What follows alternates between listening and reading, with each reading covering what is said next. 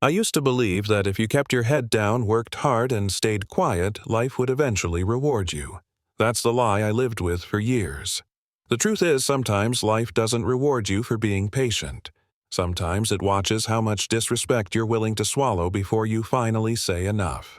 And this story, yeah, it starts with me being underestimated, talked down to, and treated like I was invisible, until one decision flipped the whole board.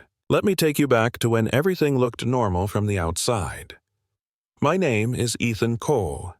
I was 32, living in a glass and steel condo in Harbor City, working as a private driver for wealthy executives. Not Uber, not Lyft. I wore suits, drove black luxury sedans, and opened doors for people who never learned my name. To them, I was just the driver. Polite smile, quiet nod, eyes forward. And, honestly, I played the role well. Too well. Because when people think you're small, they say things in front of you they'd never say otherwise. I heard deals, betrayals, insults, jokes about people like me. I absorbed it all. I told myself it didn't matter. I told myself I was just passing through. One of my regular clients was Marcus Hale. Tech investor. Public speaker. The kind of guy whose face you'd see on magazine covers under headlines like Self-Made Visionary. He lived in a mansion overlooking the bay through charity galas, talked a lot about humility. And yeah, he treated me like furniture. Not cruel, just dismissive. Like I existed to serve a function, not as a person. One night after a long fundraiser, he got into the back seat, loosened his tie, and said, "Ethan, you ever think about how lucky you are? No pressure, no real responsibility. Must be peaceful." I remember smiling in the mirror and saying, "Yeah, sir. Very peaceful." Meanwhile, my jaw was tight enough to crack. The turning point came from a phone call he didn't want to make. His mother, Eleanor Hale, was flying in from the East Coast. Old money. Old values. The kind of woman who believed family legacy mattered more than stock prices. Marcus was 40, unmarried, and constantly dodging her questions about settling down. That night, as I waited by the car, he paced the driveway, phone pressed to his ear. Voice sharp with panic. When he hung up, he stared at the house, then at me, like I was the only option left on the table.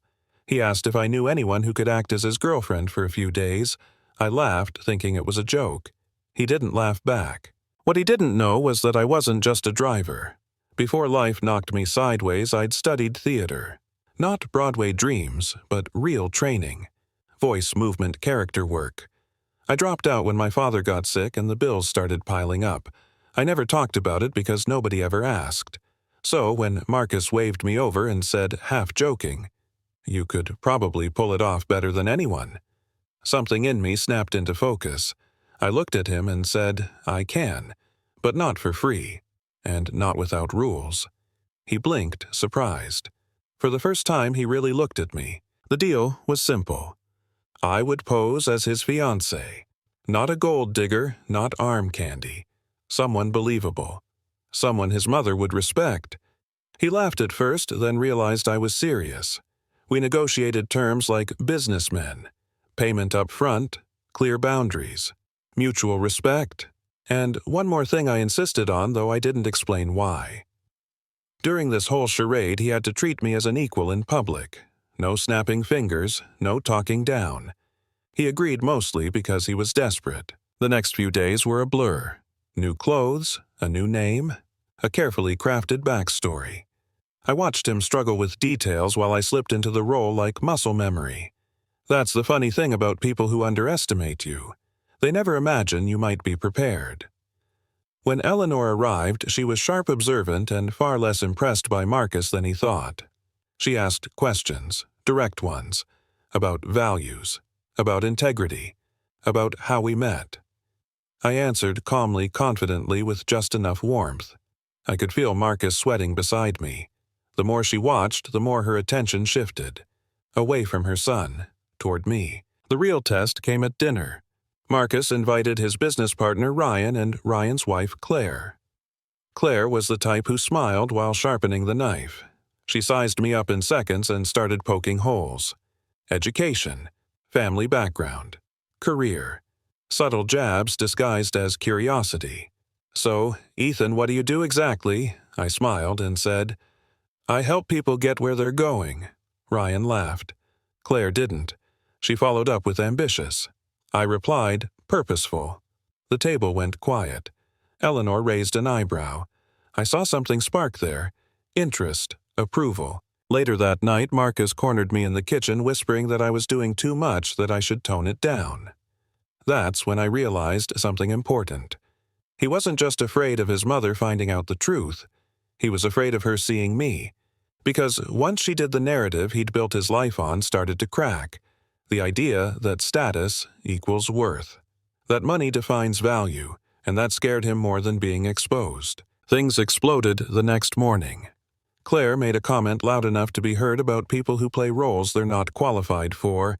It was aimed at me, but it landed on Eleanor, and Eleanor did not appreciate it. She shut the conversation down with a single sentence. "Some roles," she said, "are earned through character, not credentials." The room froze. Marcus looked like he wanted the ground to open up. That afternoon, Eleanor asked to speak to me alone. Marcus tried to interrupt. She waved him off. We sat in the garden overlooking the bay. She told me she knew something was off from the beginning.